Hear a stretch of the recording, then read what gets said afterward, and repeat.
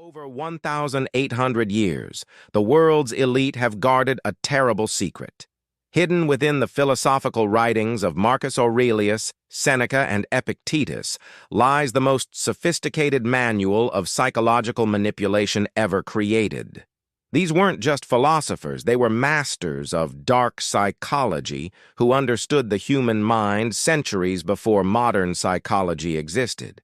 Marcus Aurelius ruled the largest empire in human history, not through brute force, but through psychological warfare so subtle that his victims never knew they were being controlled.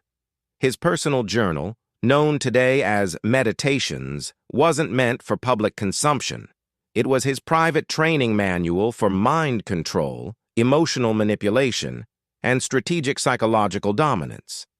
Every page contains techniques so powerful that they've been secretly studied by world leaders, intelligence agencies, and shadow organizations for centuries. The Stoics discovered that true power doesn't come from controlling circumstances, it comes from controlling minds. Tonight we're breaking the silence. What you're about to learn will change how you see every human interaction for the rest of your life. This is forbidden knowledge that was never meant to leave the marble halls of ancient Rome. Marcus Aurelius wrote, "You have power over your mind, not outside events. Realize this, and you will find strength." But this wasn't about inner peace. This was psychological warfare disguised as wisdom. The emperor understood that whoever controls the narrative controls reality. While his subjects believed they were making their own decisions, Aurelius was orchestrating their thoughts through strategic emotional detachment and calculated responses. He practiced what modern psychologists call strategic indifference, appearing completely unmoved by others' emotional states, while secretly cataloging their psychological weaknesses. When senators tried to manipulate him with anger, flattery, or fear, his stone-faced calm wasn't enlightenment. It was a weapon. His lack of reaction forced others to reveal more of their hand, to escalate their emotional displays, to expose their desperation. Meanwhile, he observed everything, filing away psychological profiles for future use. This technique created a power vacuum that others desperately tried to fill, making them more vulnerable to his subtle influence. The emperor's journal reveals how he studied human nature, like a predator studies prey, noting which emotional triggers worked on which personality types. He didn't eliminate his emotions. He weaponized them, using calculated displays of controlled anger or strategic moments of seeming vulnerability to manipulate outcomes. Seneca, advisor to Emperor Nero, perfected what he called the art of strategic vulnerability. His letters contain the blueprint for emotional manipulation through calculated self-disclosure. Seneca wrote, "Every new beginning comes from some other beginning's end." But he wasn't talking about natural transitions. He was describing how to psychologically destroy someone's current reality to rebuild it under your control. Seneca's technique involved appearing wise and caring, while systematically undermining his target's confidence in their own judgment. He would share seemingly personal struggles, creating false intimacy that made others lower their psychological defenses. Then, like a surgeon with a scalpel, he would make precise cuts to their self-esteem, always followed by offering himself as the solution. His letters reveal how he studied the psychological profiles of Rome's elite, identifying their deepest insecurities and crafting personalized manipulation strategies. He understood that the most effective control comes not from force, but from making people believe they need you. Seneca pioneered what modern psychologists call trauma bonding, creating artificial crises that only he could solve, ensuring psychological dependence. His victims never realized they were being manipulated because Seneca's techniques made them feel understood, validated, even loved. This wasn't philosophy, this was psychological engineering at its most sophisticated. But it was Epictetus, born into slavery, who developed the most ruthless psychological warfare techniques. His teachings weren't about acceptance, they were about psychological survival and eventual domination. Epictetus wrote, "It's not what happens to you, but how you react to it that matters." This wasn't inspiration. This was a slave's manual for psychological revolution.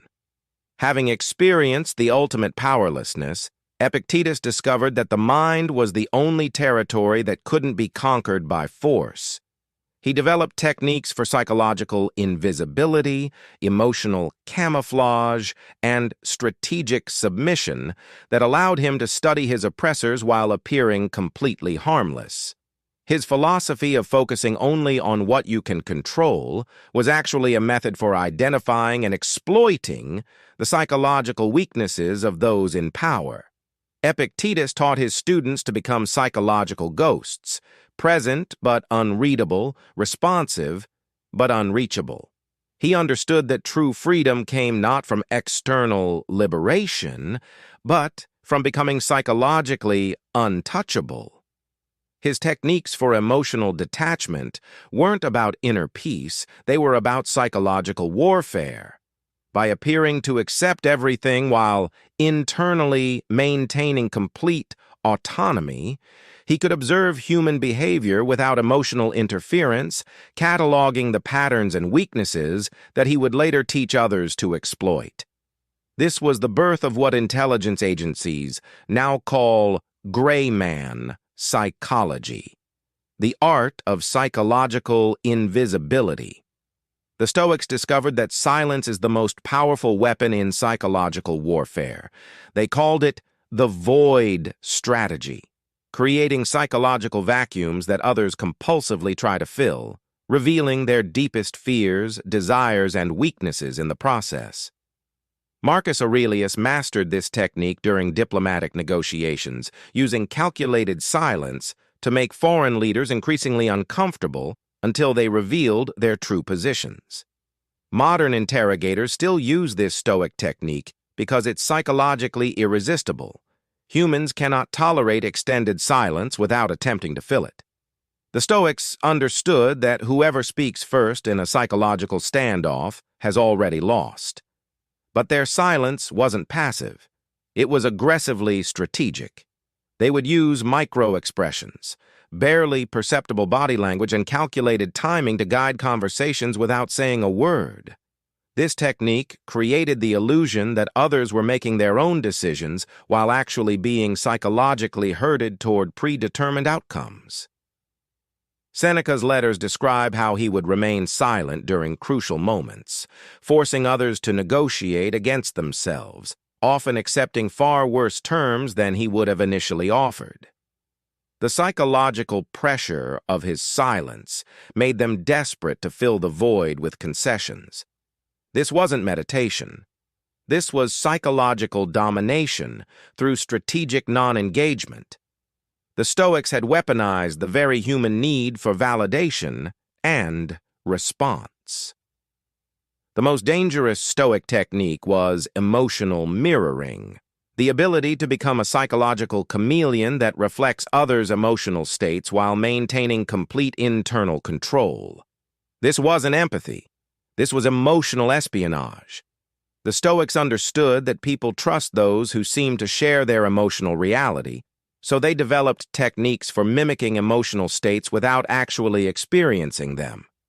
Marcus Aurelius would mirror the excitement of victorious generals, the concern of worried senators, or the grief of mourning citizens, all while maintaining complete psychological detachment.